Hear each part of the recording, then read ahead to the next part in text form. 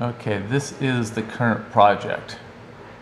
It is, I guess you call it a library because it's a set of bookshelves and like a dining room hutch kind of thing that my wife wants. So I'm building it right now. That yellow part's not part of it, that's the scaffolding.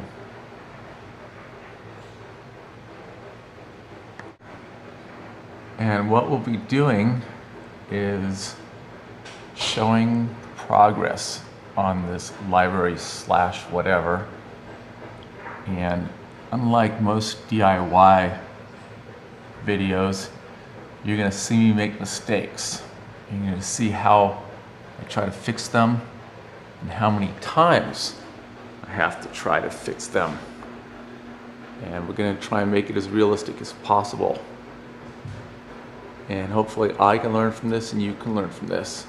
Oh, if you want to know, okay, the library starts here, goes down to that wall. It's about, I think it's 40 feet. And from the top, from the bottom of the bookcase to the top is 14 feet. To the ridge of the ceiling is 19 feet. And that's the highest I've had to go to paint up there. Oops. So now I'll take a walk in the garage and show you what I'm working on in the garage right now. It's part of this. In fact, it's the two cases that fit right in that space right there. It's hard to see the space because the scaffolding's in the way. Got the second dado in, completed it, both cuts, but the plywood doesn't fit in the dado. The shelves don't fit in the dado. So, gonna have to redo that one, at least the bottom part of it. Well, they'll fit this time. Tight, but that's okay. Better tight than loose, eh? One of the reasons I don't like Home Depot plywood. I mean, what's that? You know? It looks so nice and pretty at the store on the big old pallet. And then you start cutting on it and it starts twisting and warping. Oh gosh, it's a pain. But it's just so convenient. It's on the way home. You know, stop off, get a sheet or two, throw it in the back. Told you I was going to show you mistakes and everything, right? Well, this dado doesn't fit.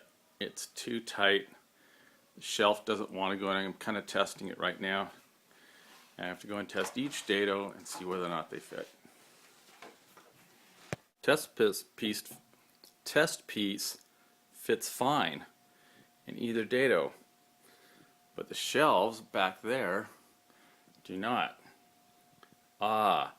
Because the thickness is inconsistent, yeah. And because the shelves have a little curve to them maybe now, a little bow, yeah. I'm not fond of Home Depot plywood. Or did I already say that? That's okay, I'll say it again. Okay, so it turns out the problem is the dados are straight. The shelves right there, not so much. It's plywood, but it cups a little bit after you cut it or whatever. So I'm going to have to make some adjustments. This is what time I figure I'm going to make them the shelves. So that's where it stands right now. Okay, so all the dados and all the shelves now fit. Each one is numbered to where it fits or lettered. And now I'm going to start primering all the pieces because I find I like primering it before I put it together. It's harder to paint once it's together. If you have any suggestions on that, let me know. And while I'm waiting for my paint roller to thaw out, for oil-based primer, I wrap them in plastic and put them in the freezer so I can keep on using the same roller all the time. I don't have to clean it or anything. But before I do that, I have one like surface imperfection here in one of the shelves. So what I'm going to use to fill it with is this stuff. I call it glazing putty. You can call it whatever you want. And fill it in and sand it down. How about little hints here? What I've found for applying filler, mixing and applying, is it's better when you're mixing it to leave it flat and not in a glob. I think when it cures or sets up or whatever you call it, it produces heat. and the heat makes it set up faster. So if you spread it out, it sets up a little. It takes a little longer to set up. And I find that if I don't want to put on too much, of course, but I need to leave a little bit over. I need to fill a little high, a little proud.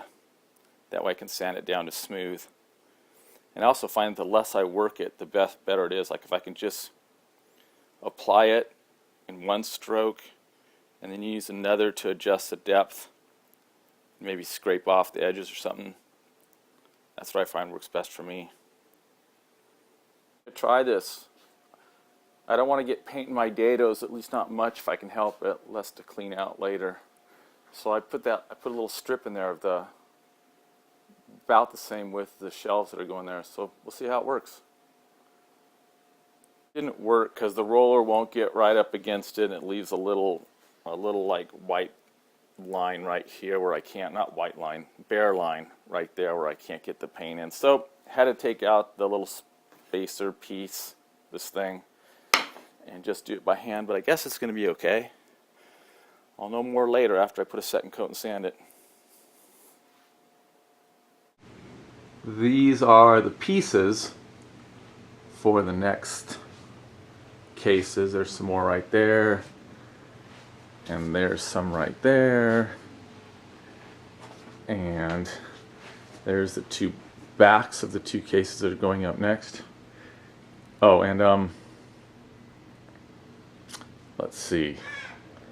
Well, that's it for now. This will be, I'll try to make this the end of the other part. How do I explain that?